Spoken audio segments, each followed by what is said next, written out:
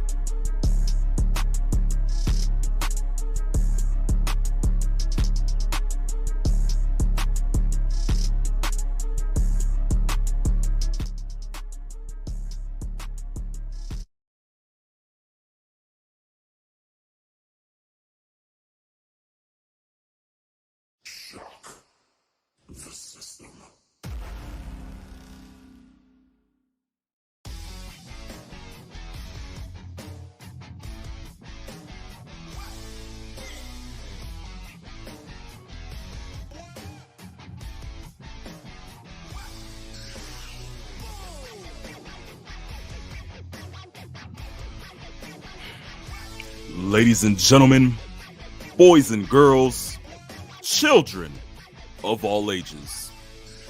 Welcome to Season 4, Episode 13 of the phenomenon known to mankind as Saturday afternoon's main event. And if you do not know who I am, and if you are dumb, stupid, blind, or unfortunately irrelevant to the cause, and you do not know how to go ahead and read the bottom side of the ticker, then I suggest you go back to school, go into your library, find the biggest dictionary you can find, preferably Merriam-Webster, and look me up under the term phenomenal.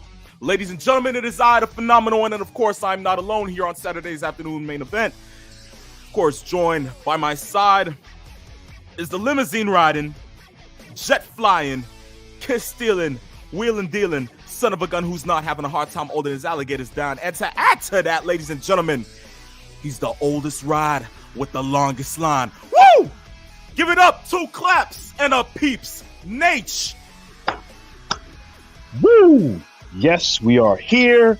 Deep Voice Dynamo is here. Yes, once again, another great show we got going.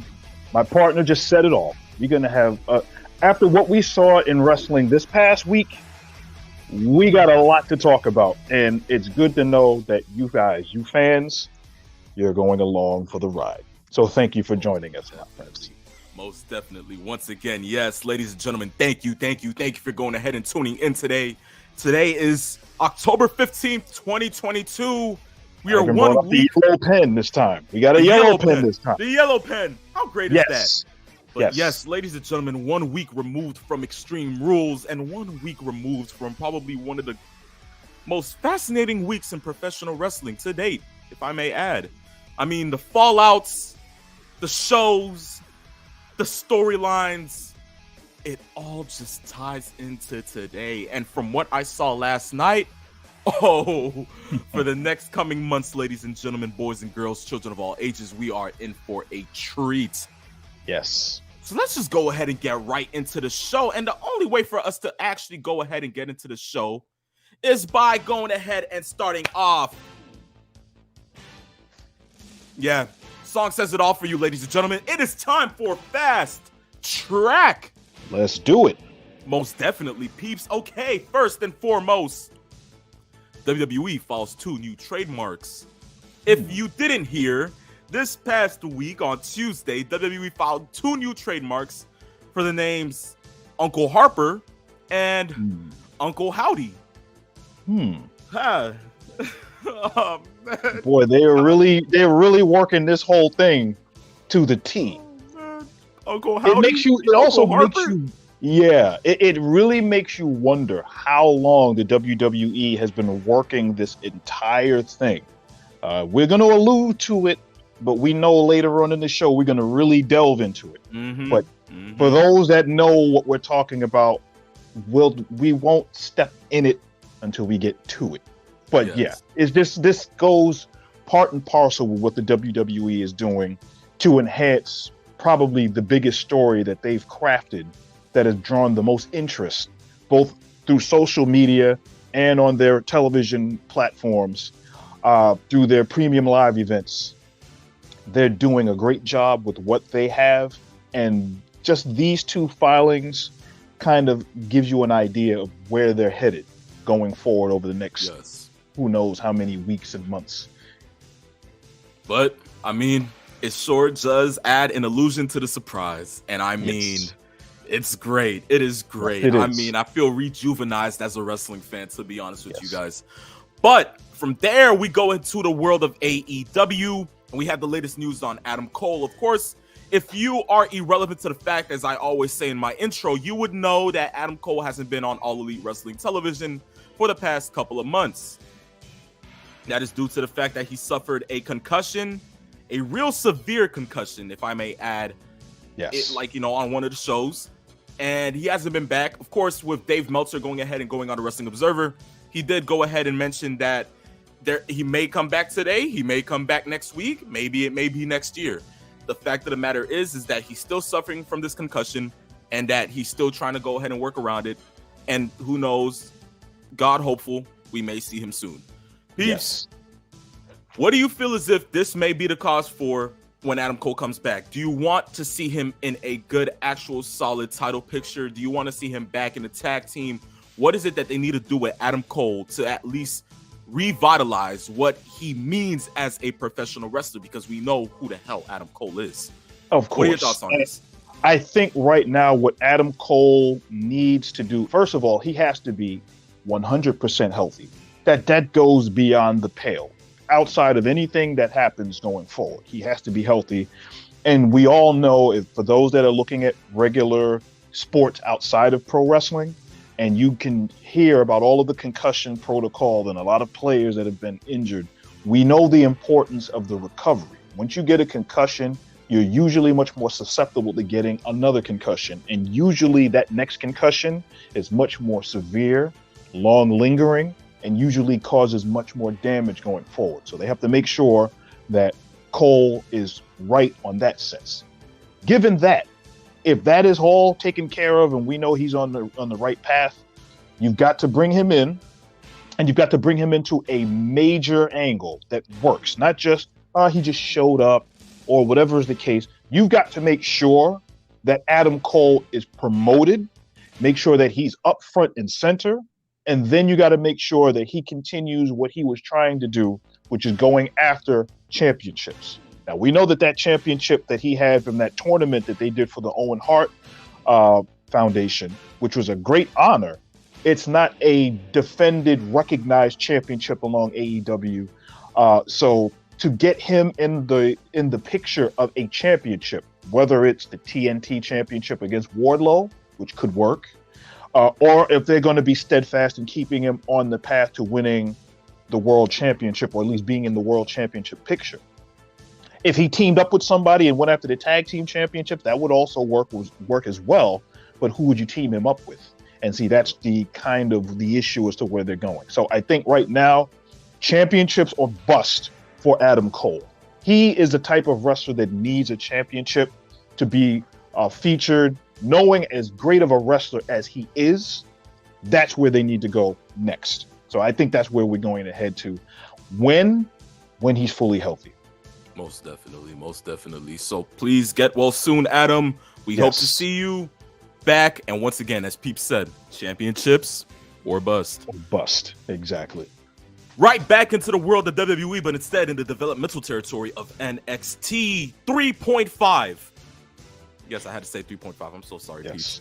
But I'm going to go ahead and quote something that Shawn Michaels said to an interviewer this past week. And he said this: if we were able to build back this brand where we can get back into those arenas and start selling them out, that's a bonus. But I can't say honestly that's the goal right now. This is alluding to the fact that the question that was asked to Shawn was, does he see AEW takeover? Like, why am I, something? I think I'm just all out today. Zing. Listen, I did it on purpose. I see what you did there. I really did it on purpose. Now let's get back full gear and get back onto the topic. Zing, you see? There you go. We're just on a roll today, man. No I digresses, just full on there fun. You go. This is amazing. This is amazing. Yes, this is going to be a punny show today. Most definitely. Yes. But as I'm trying to go ahead and say, he was alluding to the fact that NXT takeovers weren't being in arenas as it was opposed to back during the Triple H era of Black and Gold. And the interviewer was asking, does he see that in the presumable future? In HBK's sense, he does not. He is still working on hoping to go ahead and get the product to that full experimental level where they are top tier. And the moment that he notices it, then we'll go ahead and get into takeovers being back in selling out arenas. Peeps, what are your thoughts on what HBK said? I agree with him because we all know that, let's really be honest about this. NXT has been used as a developmental brand, so to speak, kind of like a teasing ground, a training ground to get some of the young, either the younger talent that they've found that they want to develop that have been on the indies, or indie wrestlers that have been in the business for 10 years or so, and they're just looking for their shot to get to major television, WWE, whether it's Raw or SmackDown. That's what they've been using it for. The issue has been that the brand has been so good, yet so independent of Raw and SmackDown in the sense that their brand has always been top tier in-ring work rate. Yes. That's what we normally associate with NXT. So if we're going with NXT 3.14 Pie Edition. Pie Edition. And Pie Edition. Yeah, I went there with the Pie Edition. Yeah. And continuing on going forward. Jeez, yeah, man. Exactly. They have to make sure that as they continue to build out what NXT is, because we all know NXT UK is gone. They're going to be starting NXT Europe at some point next year. You also know that based on the in-ring talent that's there, you've already brought up some pretty big names from NXT 2.0 and then moved them onto the main roster. So you're going to have to fill those slots with guys that are ready to be built on the NXT roster, yes, while at the same time trying to equate NXT with Raw and with SmackDown. Instead of having it looked at as and being presented as the training ground, I think going forward, NXT is going to be looked at almost as the third brand. And if they are looking at it as the third brand, then they're going to have to promote it as such while developing the younger guys on the roster that will be ready so that they can interchange themselves. You're starting to see that already. Yes. With people from the main roster actually going to NXT and not just there for the rub. They're there for long stints. Although we did see Dolph Ziggler come down there for a couple of months, won the NXT championship. We just saw Sonya Deville on there because we know that there are certain players that can go in there interchangeable back and forth, but we also know that what they want to do with NXT is build that brand out so that you know that is no longer just the training ground where people are on the trampolines and getting ready and trying to learn how to cut promos. It's a brand onto itself.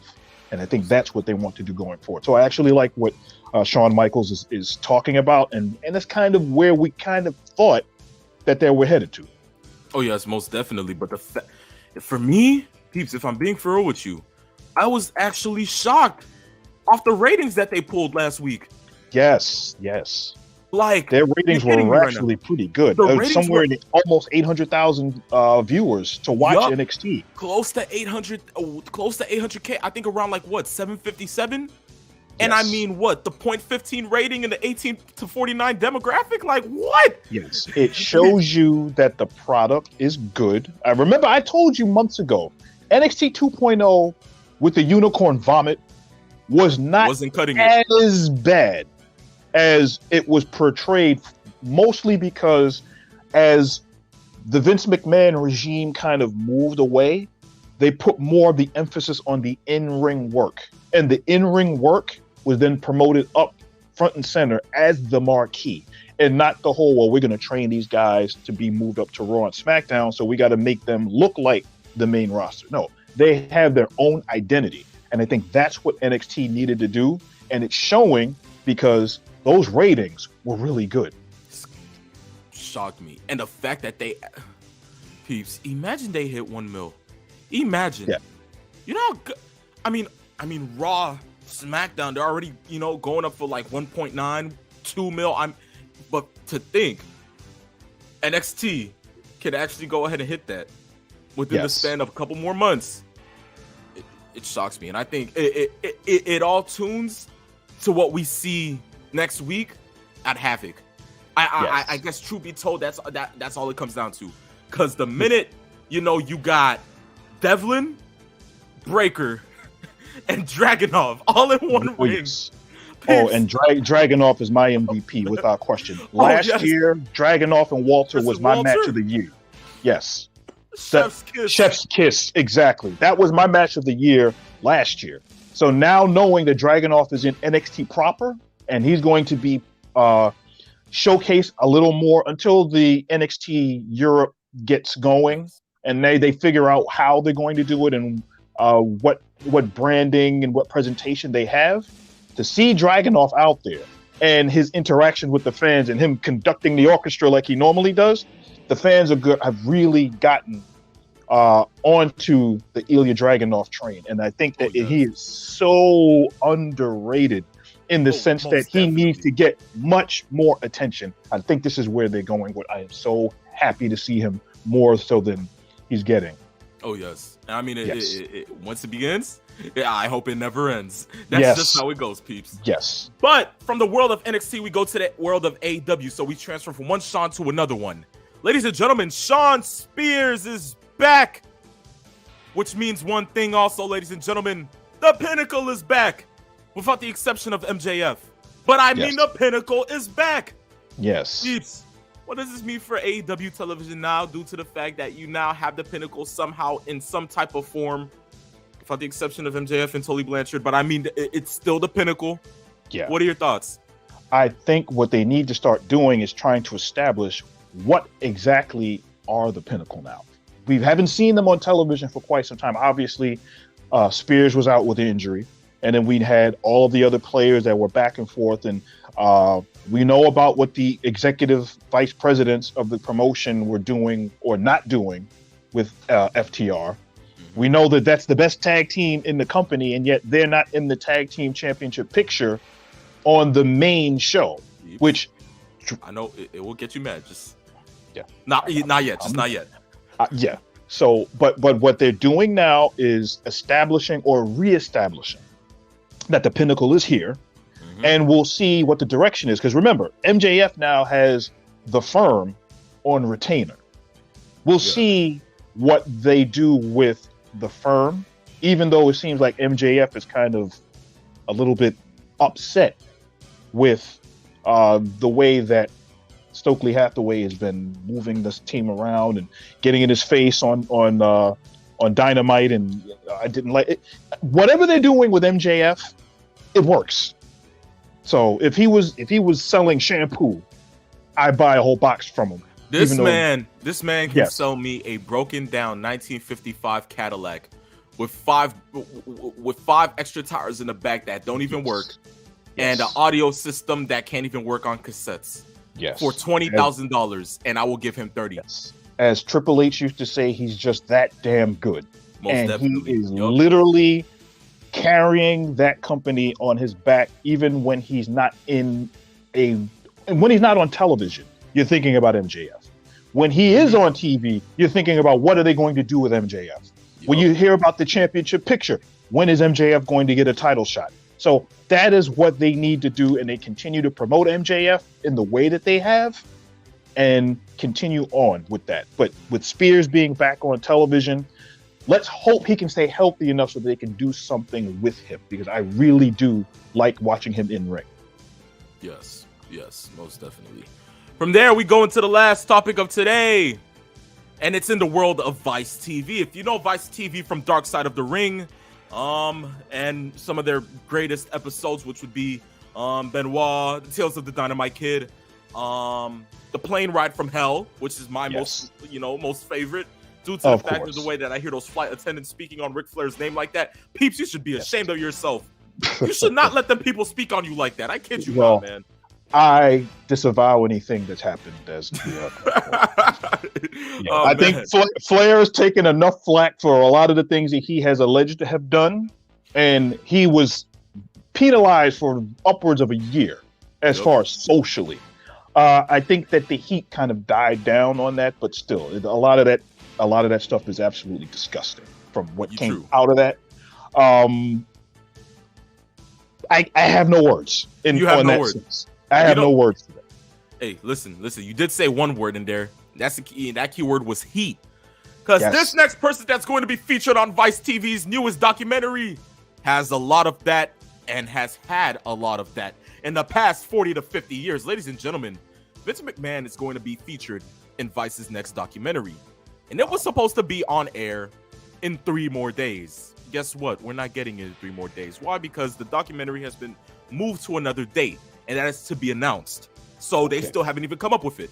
But peeps, the fact that I was looking forward to this documentary to see how much they would crap on Vincent Kennedy McMahon's name, I would grab the popcorn, I would buy the pizza. This would be second best to what the Super Bowl means to me. I mean, what in the world? So now I gotta wait. I mean, it's okay. Yes. It's okay. Yes. It's better to wait. You're gonna have to use the air duster to clean out all of the cobwebs until the next time they roll that out. Because Yes, remember, most definitely. the WWE had a documentary on Lex Luger, and then that was mothballed. So we don't know when that was going to come out until the A&E stuff happened. So that was a big delay. Vice doing this with the Vince McMahon thing, I wonder if there was something that they wanted to add, or there was something that was in the documentary that kind of hit a snag. I'm not sure. But the one thing that we can say is that Vice has done a tremendous job with all of their professional wrestling stuff. Oh, yes. With all of the content that they've brought out over the last couple of years. And for those I'm going to bring up that haven't seen it, there is one on now. Just throughout the entire month of October, Vice is doing something documentary-wise called Tales from the Territories. And it is without question some of the greatest watching. 1 hour, comes on every Tuesday, I believe at 10 o'clock. Yep. And it's literally 1 hour. The first 2 episodes that they've done centered around the Memphis Territories and the stories that went on there. The most recent episode that they did the Andy Kaufman story and gave more insight into that. And they had it's Jerry Jarrett, Jeff Jarrett, Jimmy Hart, Jerry Lawler, and Dutch Mantel. And they sit around a round table and they chew the fat about what happened and what you didn't know going into the territories. And eventually what they're going to start talking about in the next couple of weeks, I believe they're going to talk about the AWA. Yep. Which was a really good one. You know how much I love the AWA. I talk about Nick Bockwinkel with so much reverence and all of the things that happened in those territory days. And for those that don't know why this is so good, the executive producers of this is Dwayne "The Rock" Johnson and his ex-wife Danny Garcia. And I said this off air with my partner, and I said that this is not Dwayne "The Rock" Johnson, the producer. This is Flex Cavana. Yes, sir. Yes, this is Flex Cavana. And the reason why I bring that up is because Flex Cavana got his start in the territory days. Yep. So that's the reason why I say that. For those that can remember that far back when The Rock started in there with the tight tights and the posing and the mustache. Oh my gosh. Yeah. The glasses on every other 5 minutes, the funky haircut. Yes, yes. Man. Like the almost like the Jerry curl that didn't quite curl the way it should have. To the side. Yes, yes. Kind of had like that little fluff to it, you know. Oh man, you know. Oh yeah, it was always moisturized. That's for sure. Oh yes, most definitely. Yeah. Now I know what he meant when he said put my blood, sweat, and tears. He probably put a Love Sheen oil in that too. Oh man, yes. Yes. Good gracious. Yes. But yes, we will look forward to seeing this documentary sooner or later because best believe Vice always puts out the best stuff. And if I have to go ahead and quote Vince McMahon, well, not so much Vince McMahon. Listen, this is going to be such good. Hush your mouth. Yeah, you see, I didn't even finish. Peeps, yes. Hey, listen, I'm just at PG with you guys. You yes. But, ladies and gentlemen, that is the end to Fast Track. Of course, if you want to go ahead and stay tuned with a lot of the news that we go ahead and post, all you have to do is follow us on Instagram at Saturday Afternoons _main event and on Twitter at Saturday Name for latest news and updates in the world of professional wrestling. And guess what? We don't have a first topic today. We have one topic today. That is going to be coming up at the end, and that is our Extreme Rules predictions. Yes. So, ladies and gentlemen, all I'm going to say is that we will go ahead, go into break, and in the next 30 seconds after that, we will go ahead and start with the questions and then go into the last topic of the show. So stay tuned. Do not go anywhere. The second half of Saturday Afternoon's main event is coming up next. I'll tell Flex if you leave. Peeps for you. Ladies and gentlemen, stay tuned.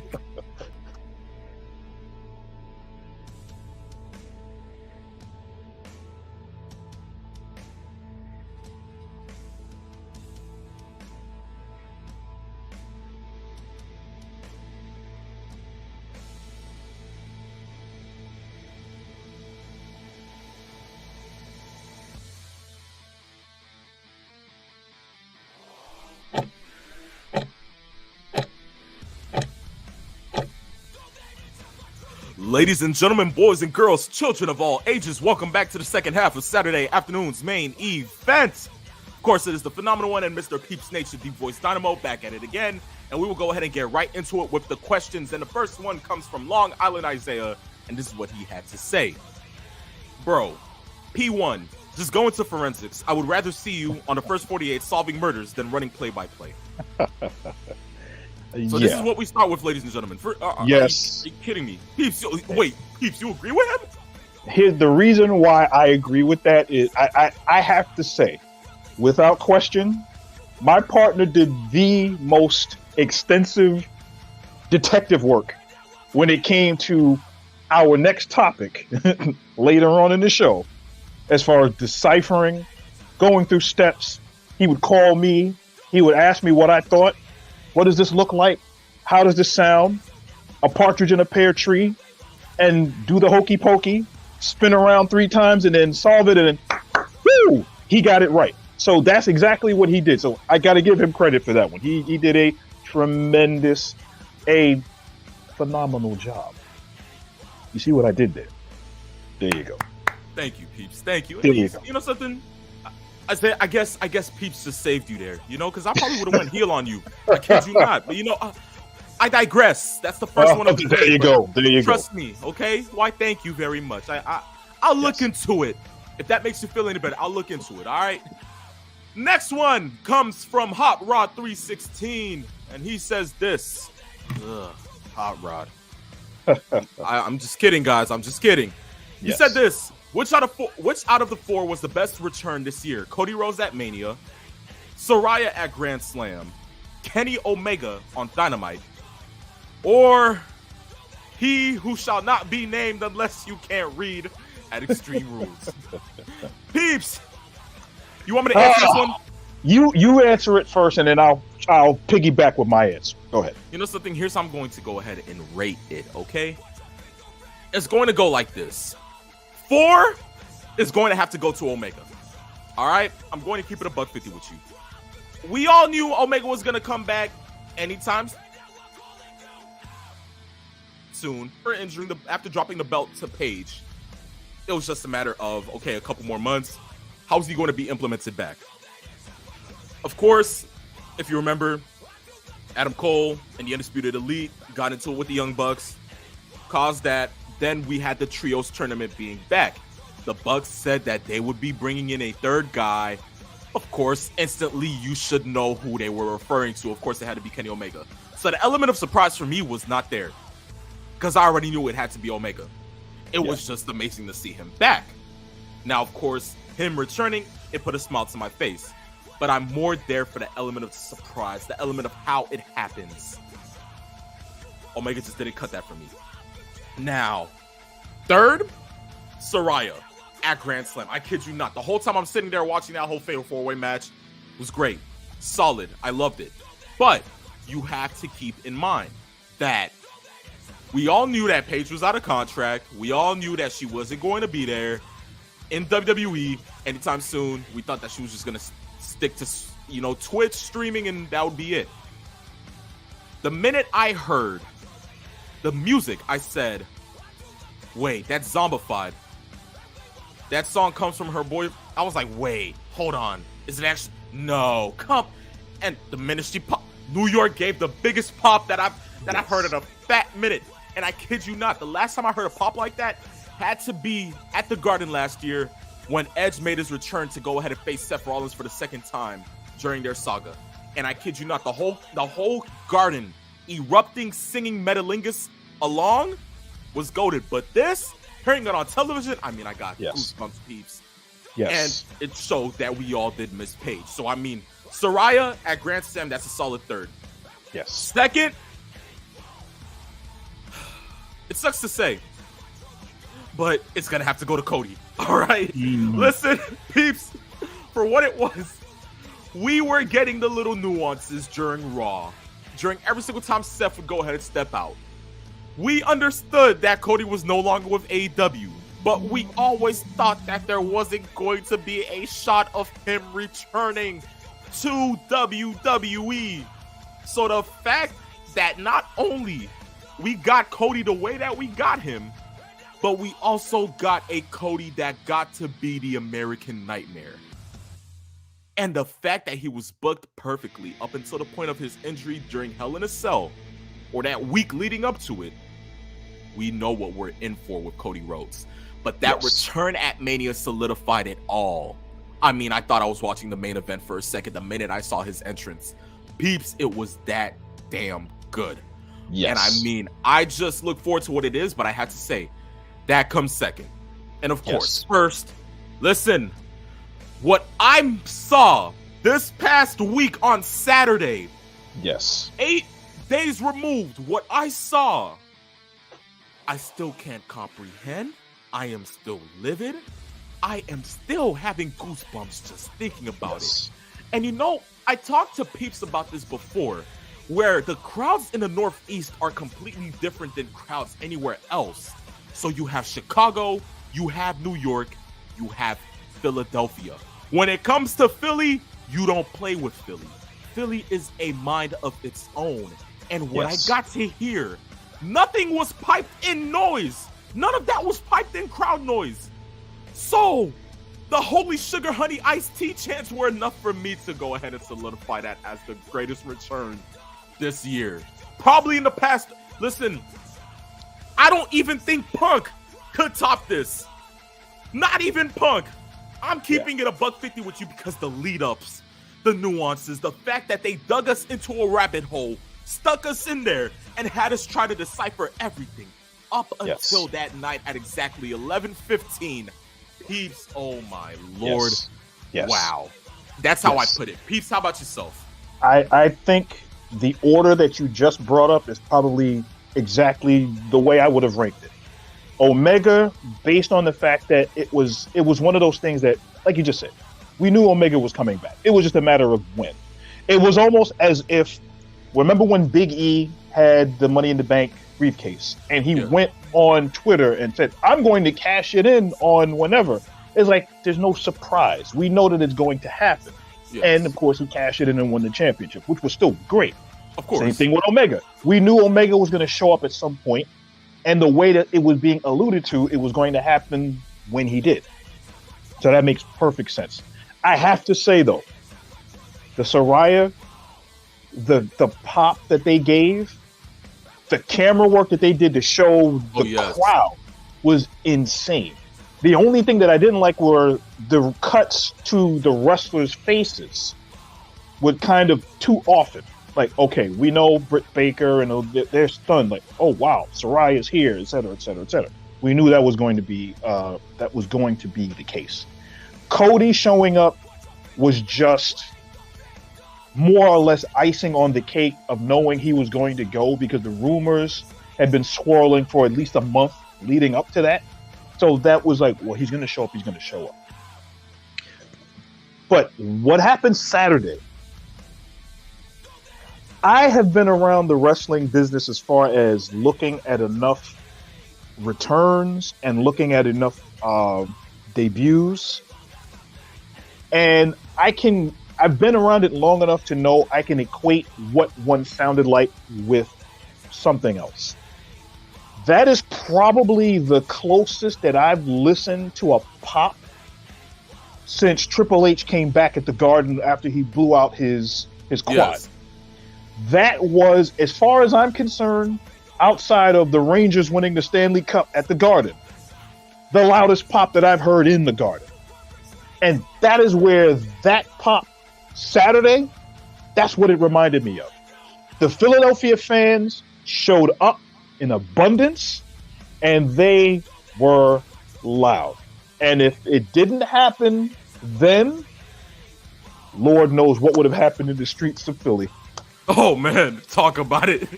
Yeah. ECW days, riots everywhere. Oh man, I've got stories to tell you about out that you've seen or heard of. So hey, I'm glad everything worked out the way it did, and it actually was better based on the reaction.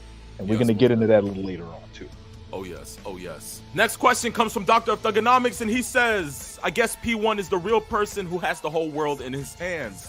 So does that make Peeps the eater of worlds? You want to run with that? I can run with that. Let me Yes. in. Let me in.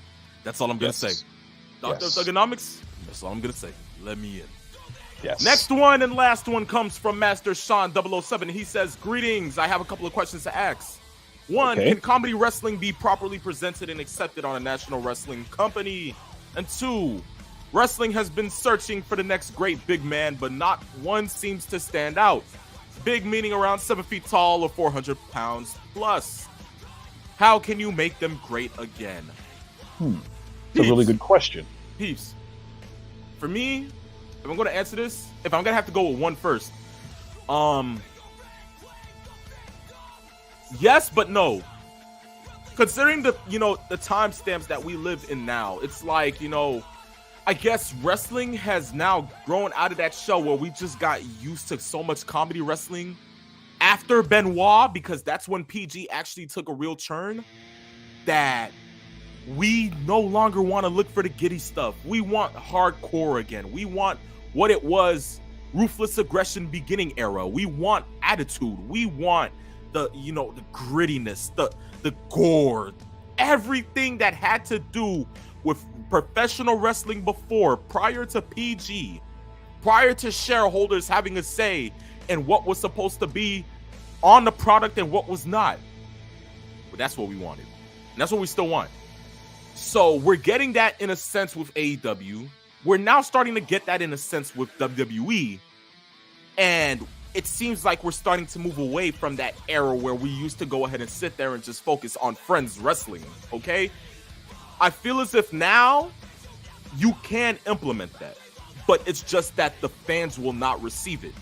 We choose not to receive it because we've just had that being shoved down our throats constantly for years and years. Now it's just like, okay, we're done with it. Like, we're giving up. So yes, but no, if that can answer the first.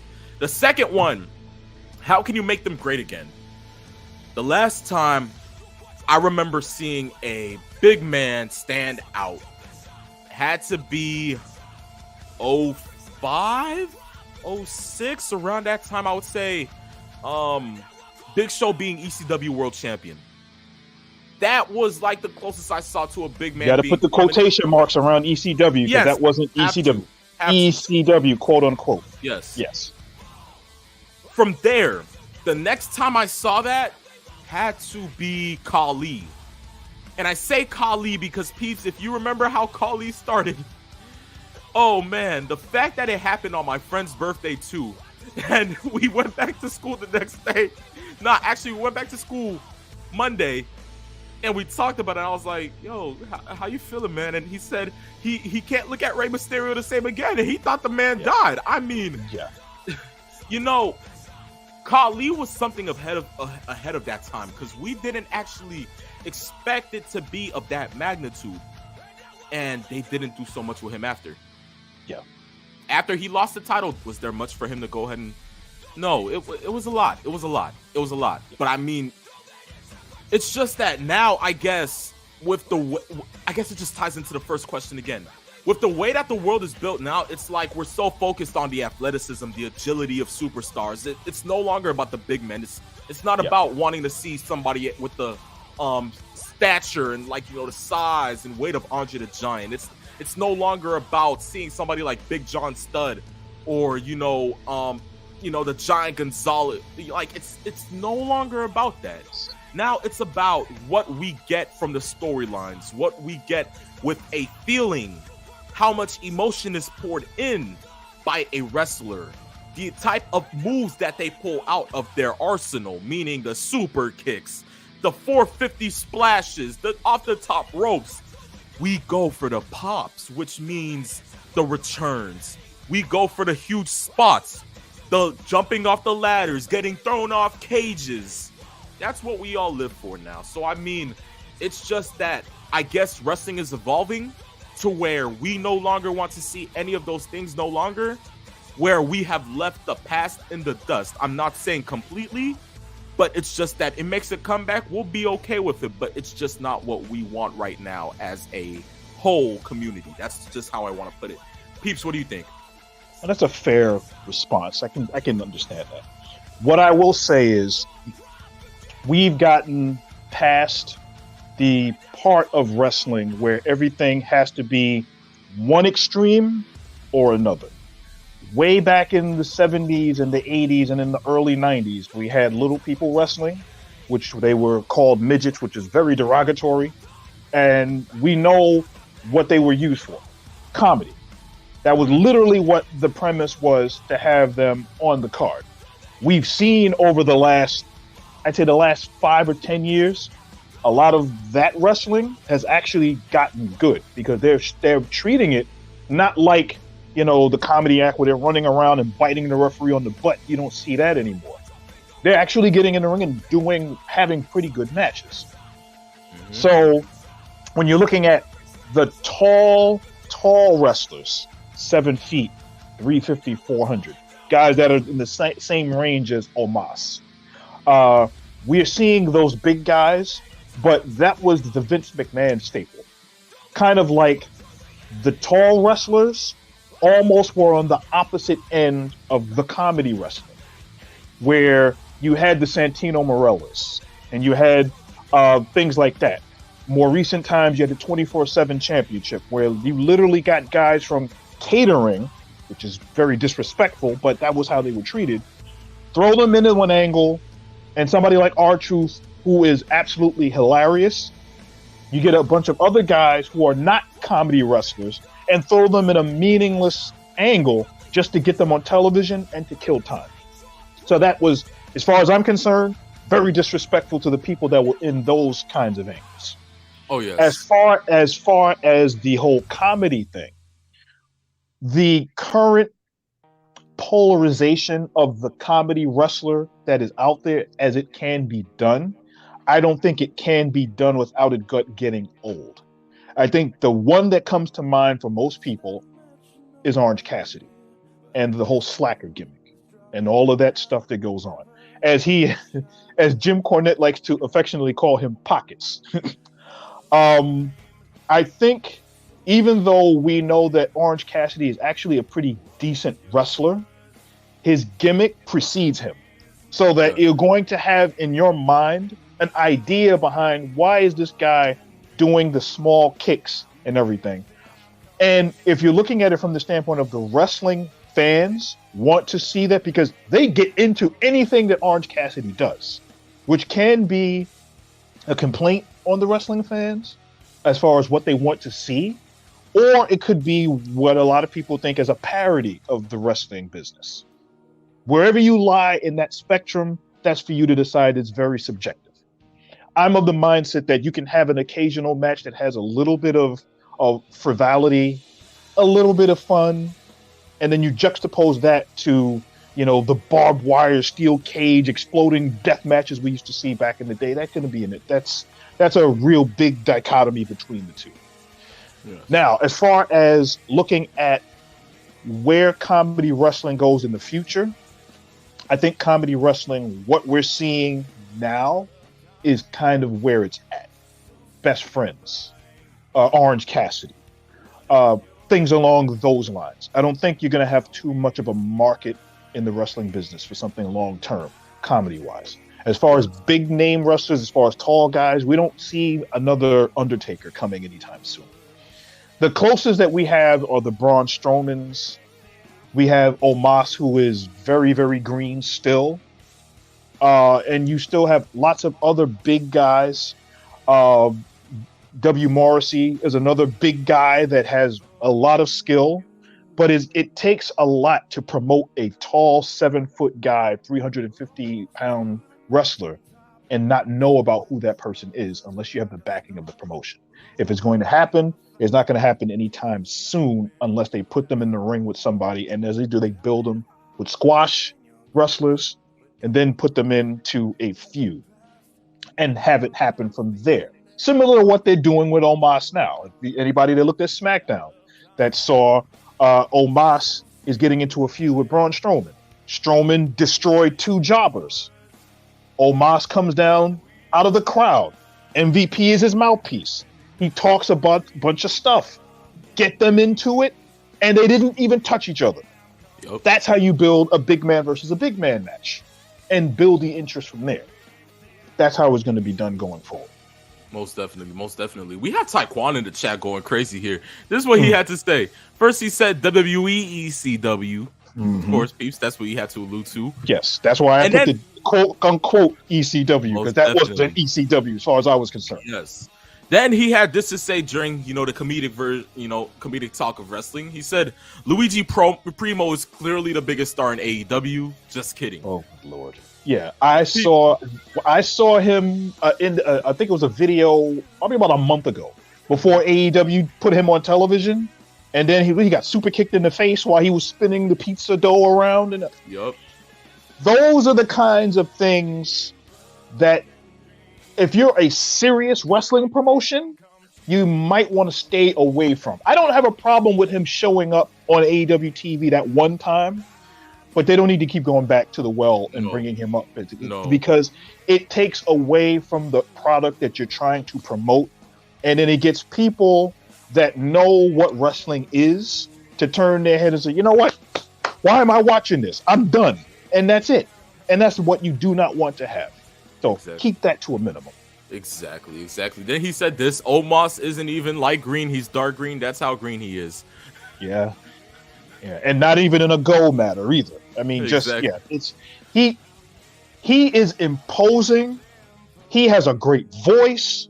He sounds scary. He looks scary, but he is about as delicate as poo-poo as far as where we're seeing him. Yeah, he has some growing to do, and I don't mean in height or weight. Eventually, what's going to happen? They're going to build him up, and Vince McMahon loved these big guys, and that's one of those things that you have to do. You know what the best way you've built up a big man versus a big man is what they want to do between Brock and Bobby Lashley. That's, I think, where we're headed when you hear big man versus big man or building a big man kind of match. That's the template that they're going to use going forward. Yes, it has to be. And it took all of 6 years to get this match going because they wanted to get that match done years ago. And guess who shot it down? The person that's supposed to have the Netflix special documentary. I wonder why. But I digress. There's your second one. Well, ladies and gentlemen, as Peeps writes down his second I digress of the day, let's just go ahead and say that is the end to the questions. Of course, guys, good job on them. We tell you every time, if you want to go ahead and continue to send in questions, all you have to do is just DM us on Instagram at Saturday_main event. Send it in. Be featured on the next episode of the show. And I guarantee it, in the words of the wrestling god, JBL. So, here's something. Peeps, once again, as I said, 8 days removed from Extreme Rules. We had one hell of a show. Peeps, we're going to go ahead and go off only a couple of the biggest matches that were on the card. So about 2 to 3, all right? Okay. Yes. So here's how we're going to go ahead and do this. First and foremost, we are going to go ahead and start with Ronda Rousey versus Liv Morgan. Extreme Rules match for the WWE SmackDown Women's Championship. Peeps, we spoke on this for a quick little minute, and we said that it would make sense if Liv sort of kind of, I said it would make sense if Liv kind of kept the title. Yes. You voted, I believe, to go ahead and have Ronda win it. Yes. Of course, if you heard after, a couple of days after, the spot that was supposed to be defining in all of this was supposed to be Bret Hart and Stone Cold Steve Austin-esque, where Rousey goes ahead and puts her into a submission hold onto thumbtacks. Ooh. And Liv was not supposed to tap, and she was supposed to pass out face planted into the thumbtacks. Wow. Peeps. Did somebody bring in Tony Khan? Let me know now. Like, I need to know. Wow. That's a mouthful. I mean, think about what you just said. I know. Tap, you don't have to... submission, face full of thumbtacks. That's all that needs to be said. But peeps, would you actually enjoy that finish than what we got last week? No. And the reason why is because, as I've stated many, many times in the many, many months we've been doing this show, thumbtacks are probably the most overused extreme gimmick in the wrestling business since the Foley thumbtack business with himself and The Undertaker in 1997's Hell in a Cell. That was absolutely, first of all, I've seen more than enough matches with thumbtacks in them. I believe it was 98.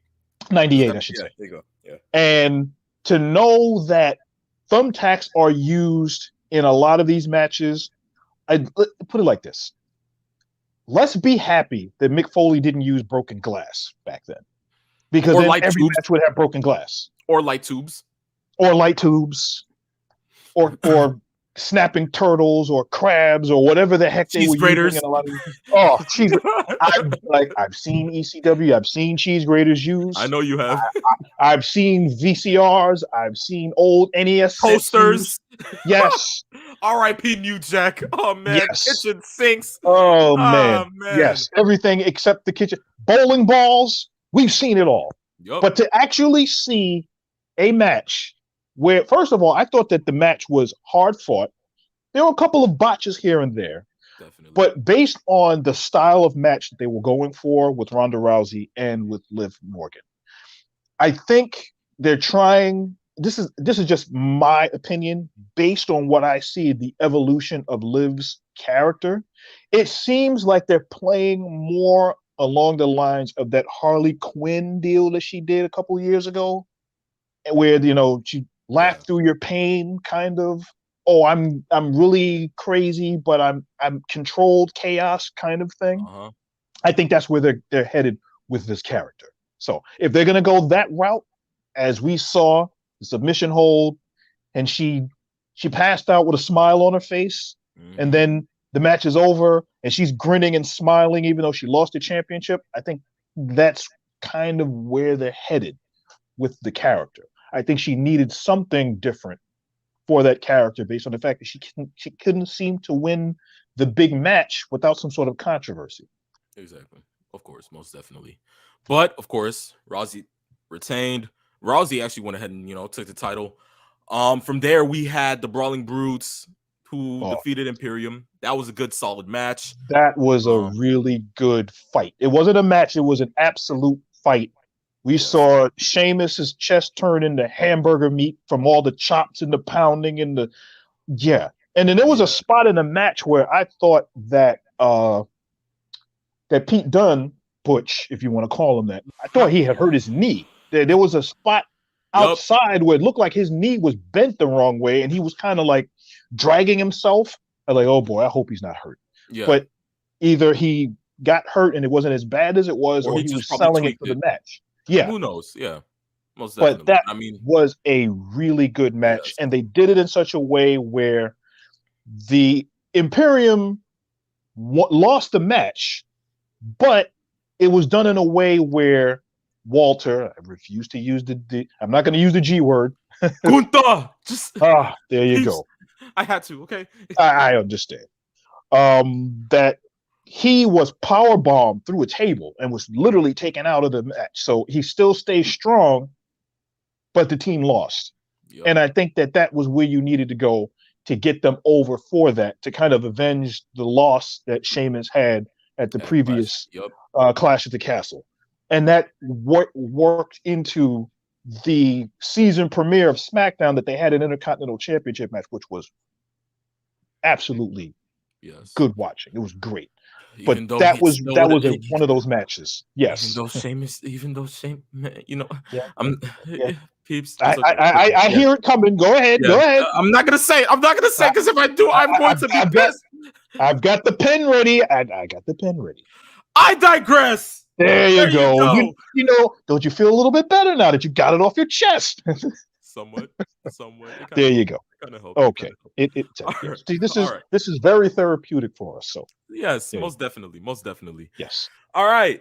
Cross and McIntyre in the strap match. That was a pretty good match. I like what they're yes, trying to go ahead and do on SmackDown. That was low-key solid. yes, Belair and Bailey, ladder match for the Raw Women's title. Those 16 yes. minutes had to be hard fought. I loved it, especially towards the end.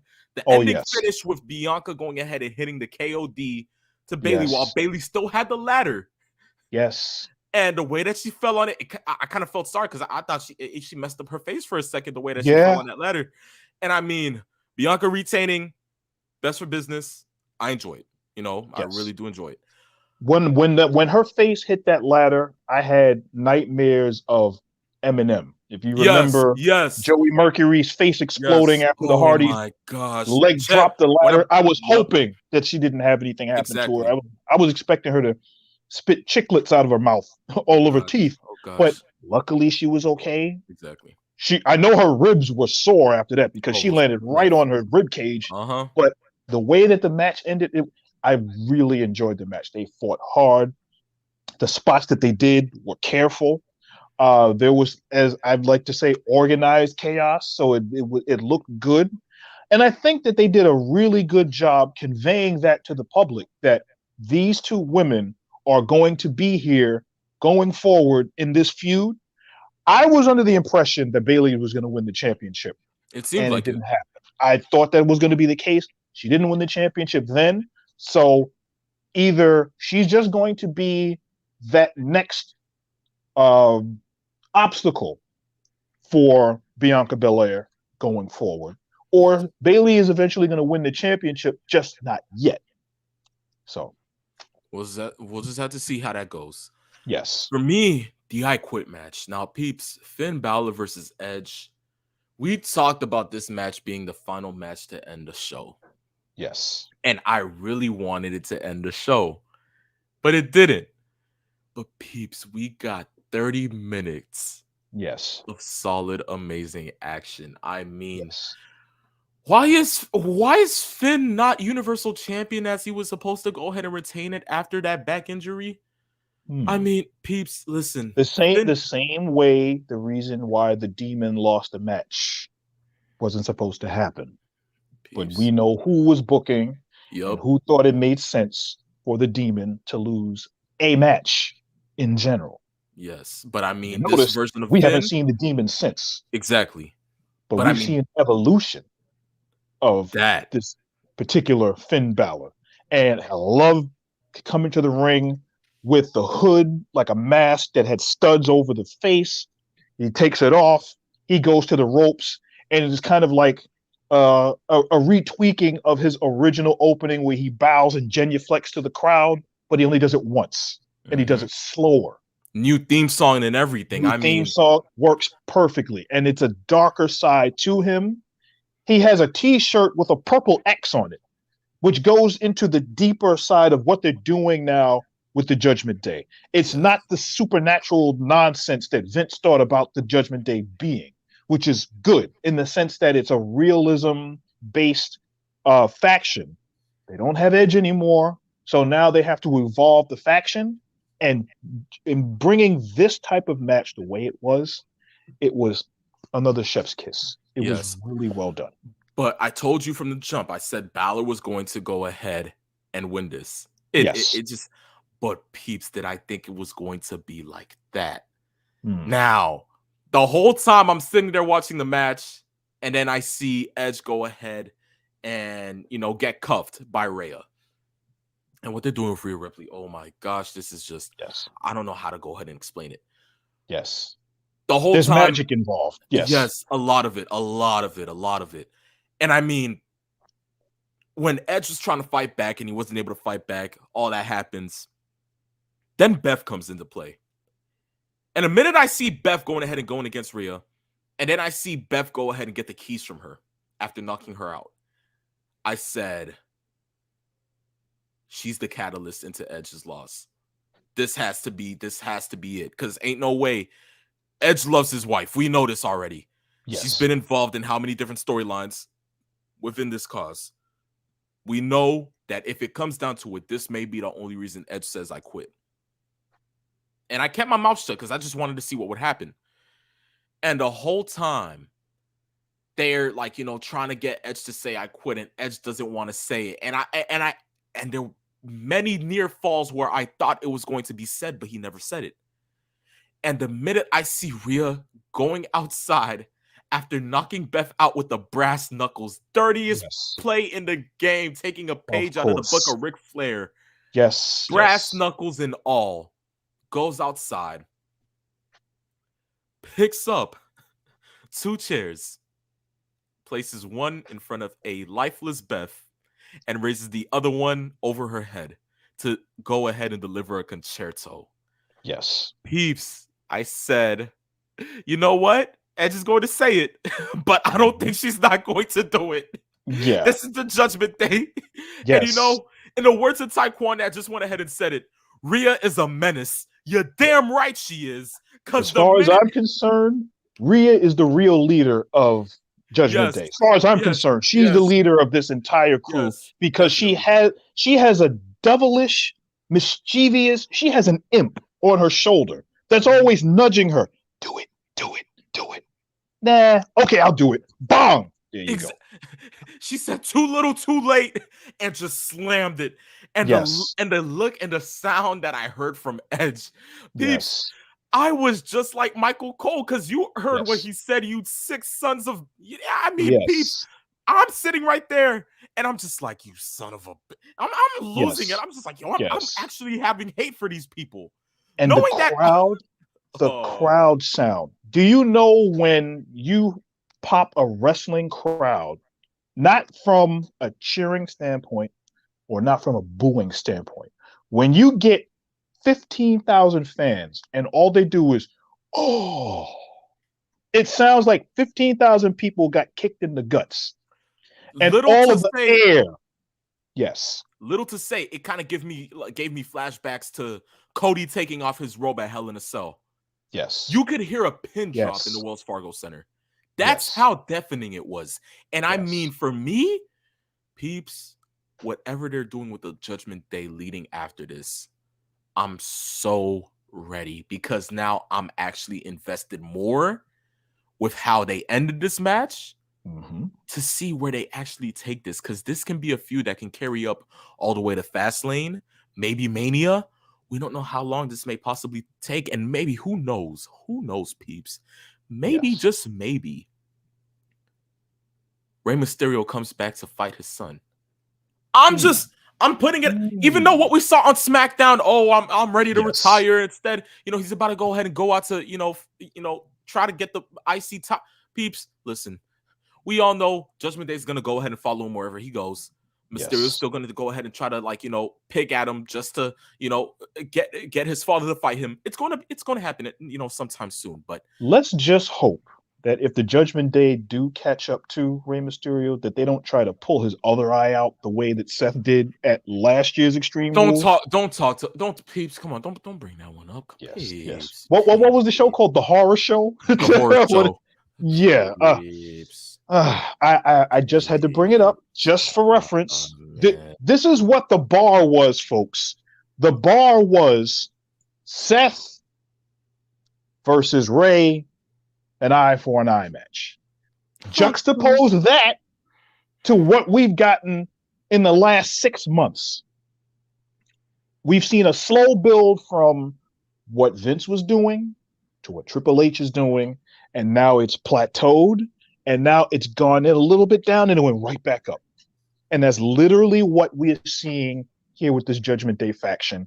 And it is without question probably one of the top 3 acts that we see in WWE right now.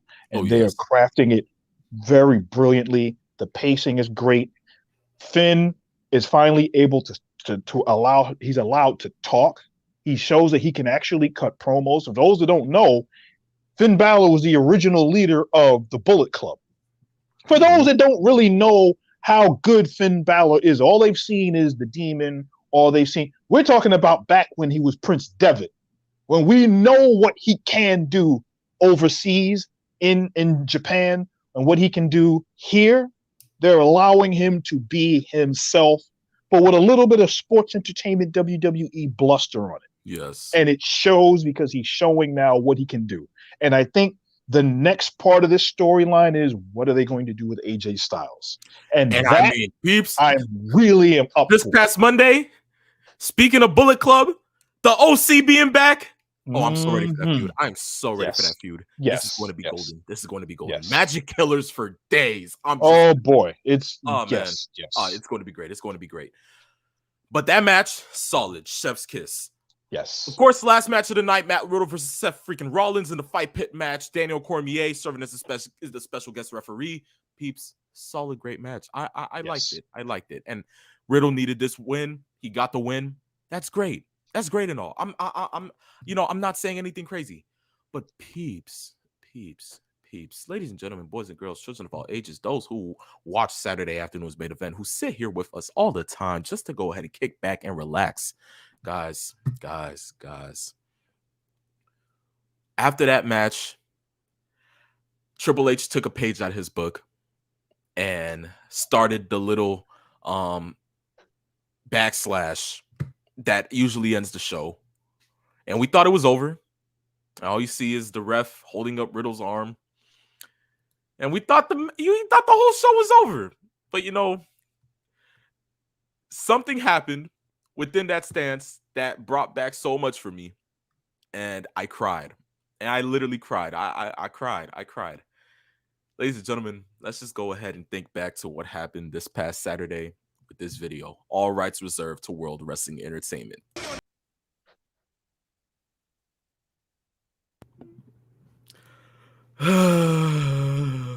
Peeps. Yeah. Peeps. Yeah. Peeps. Goosebumps. Goosebumps. Once again, I'm out of it, man. I'm just wow. Yes. So after going down the rabbit hole, after all the codes, after all the nuances, after the speculation, we got something that culminated into this. And it just goes back to Hot Rod's question. I couldn't go ahead and fully digest everything because I didn't want to go ahead and not leave anything for this part. But, peeps, all of the buildup. We started at arenas, pitch black during commercial breaks, where they started playing Jefferson Airplane's White Rabbit. Subtly. No context at all. And everybody suddenly caught on. Not one person didn't go ahead and say, hey, this is not Bray.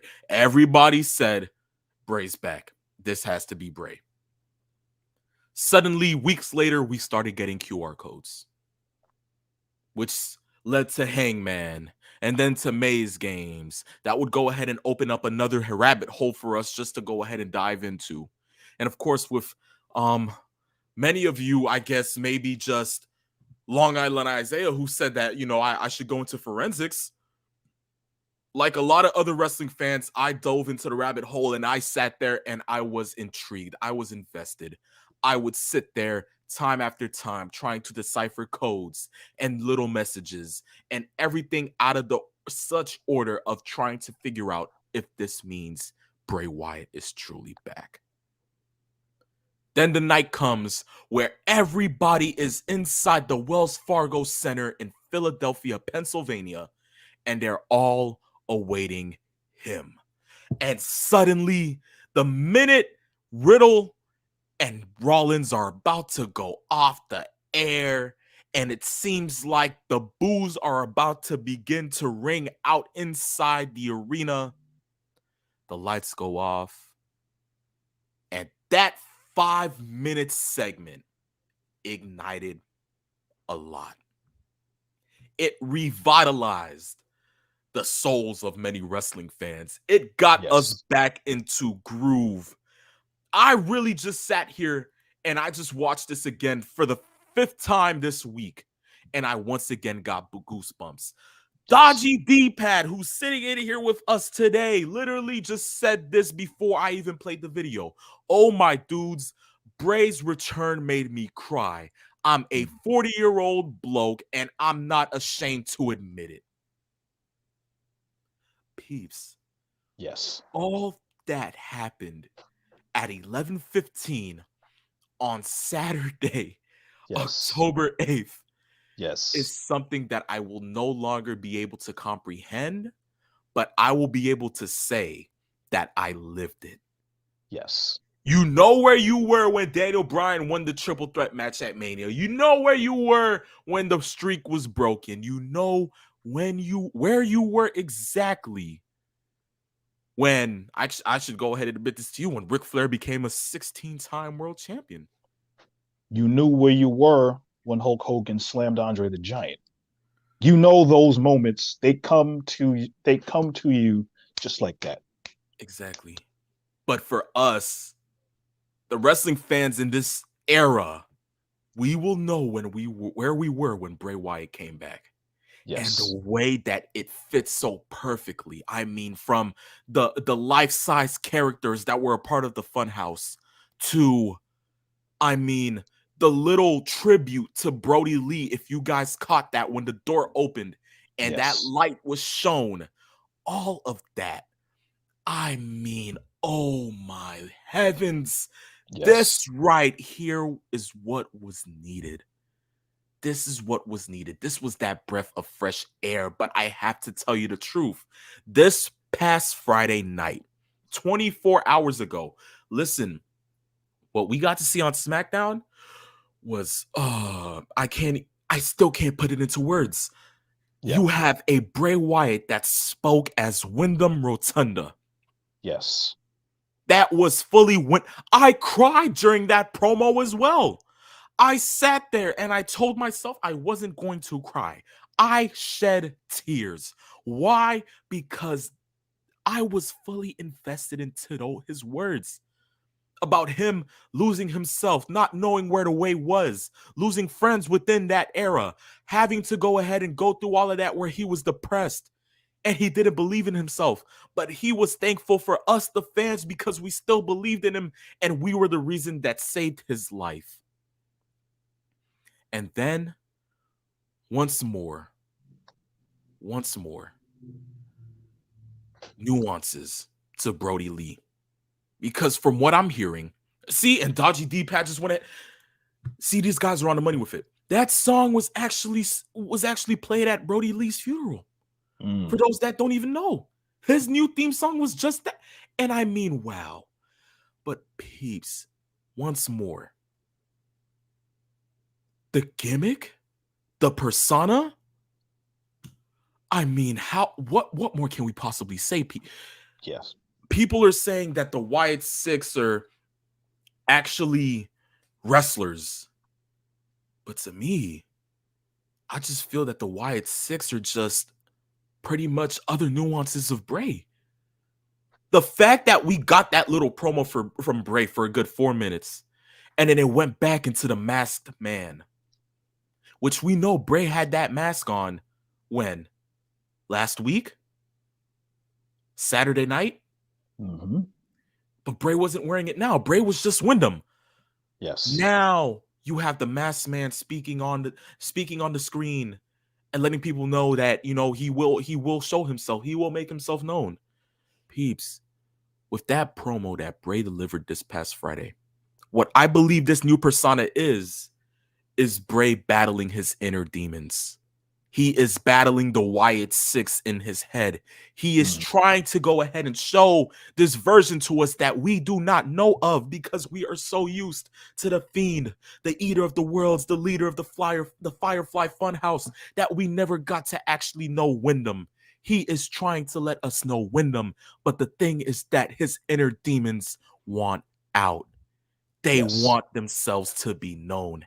And the fact that I know that Bray is back and that we are going to be able to let this unravel even more as the weeks progress, as the premium live events go ahead and unfold, as we get closer to the Big Four, as we get closer to Survivor Series, Royal Rumble, Mania next year, SummerSlam. I don't care what it is, because the fact of the matter is that we now once again have one of the most brightest creative minds in professional wrestling today back where he was before, doing what he does best. And he also has the backing of the promotion behind him to be able to go ahead and let it out so that you can now see the focus of what he saw as the vision of his character, that for whatever reason, Vince did not like. And this is the one thing that is the difference between Triple H and Vince. Not just the fact that he has his finger on the pulse of what the fans want. He also has his finger on the pulse of what makes business sense to the characters on his show. Because now this character going forward is why? What did he say? What did he bring out?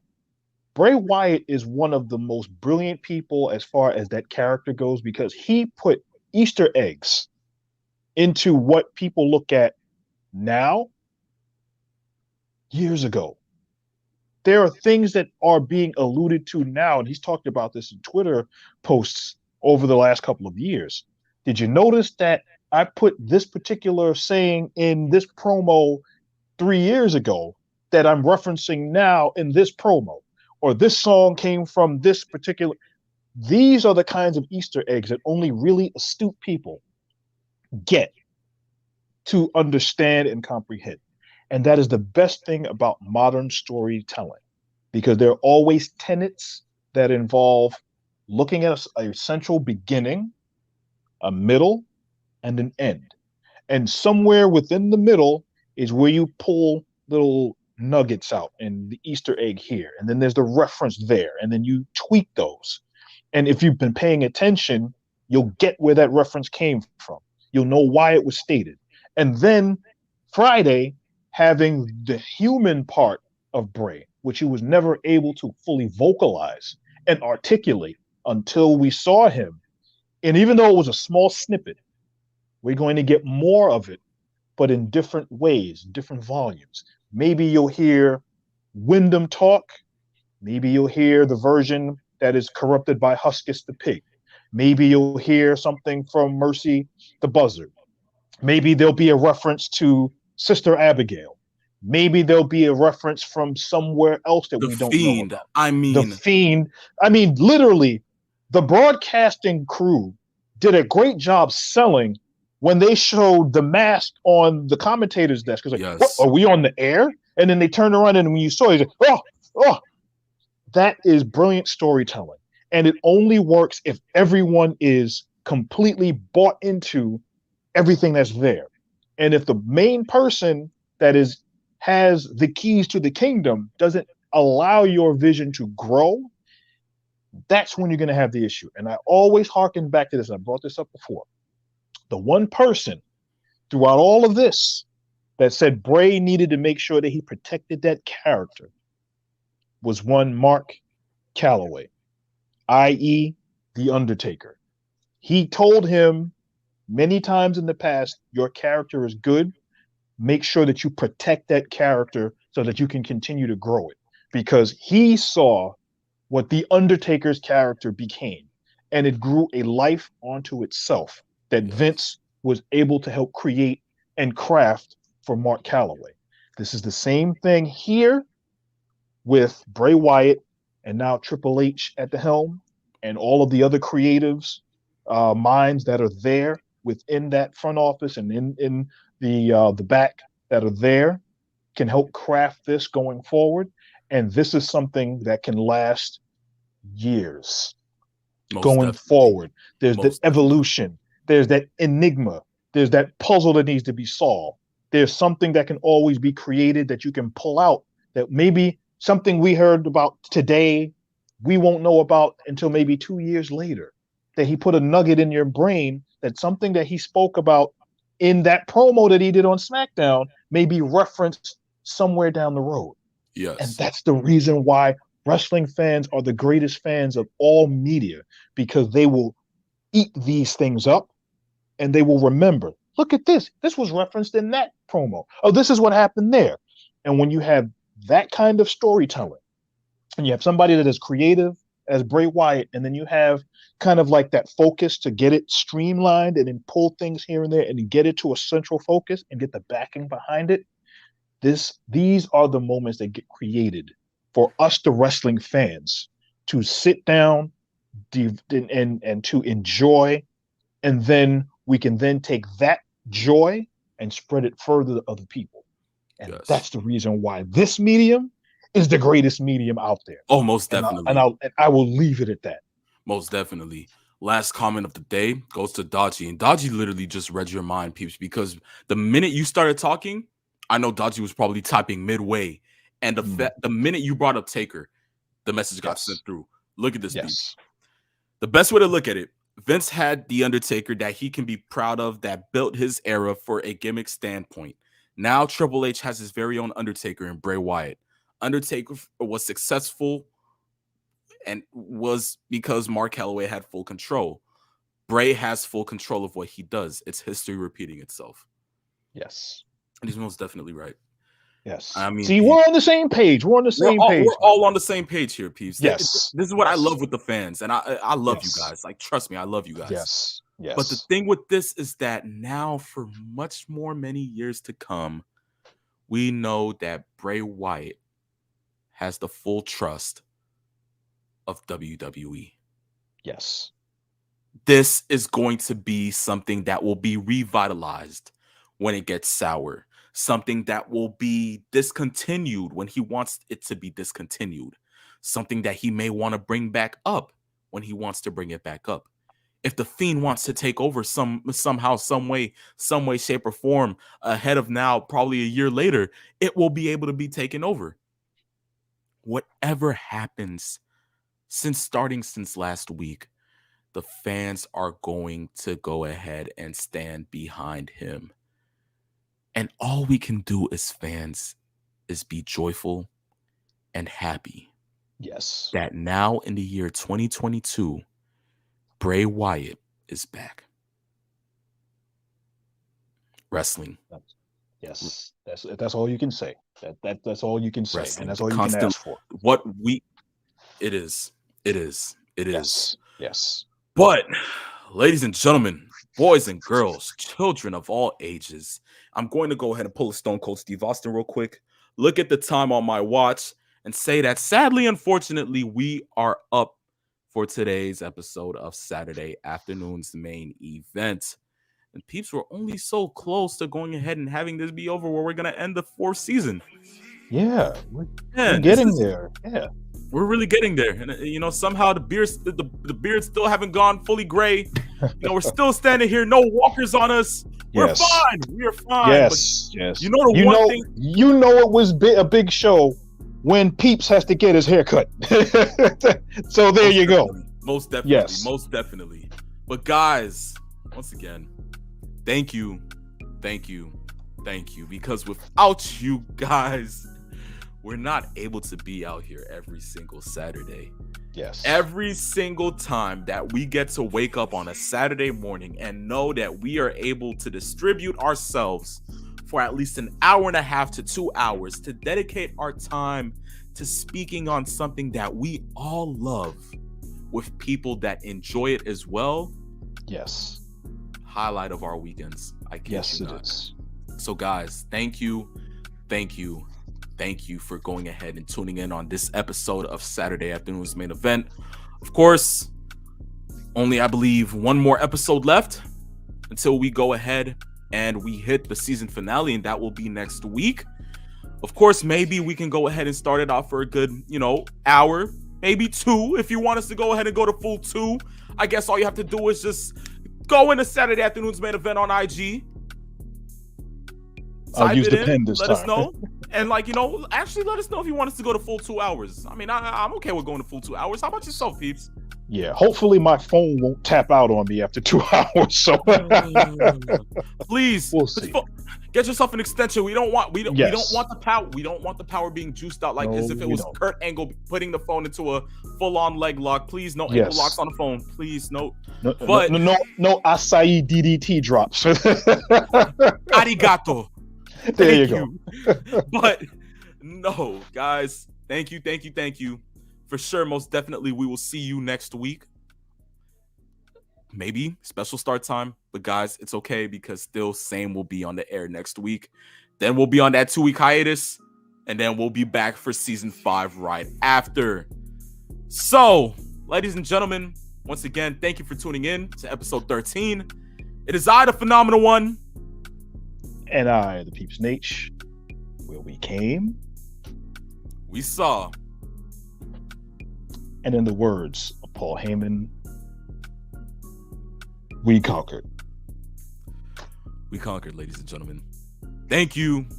It is the Phenomenal One and the Peeps Nate from Saturday's afternoon's main event signing off. Peace, love,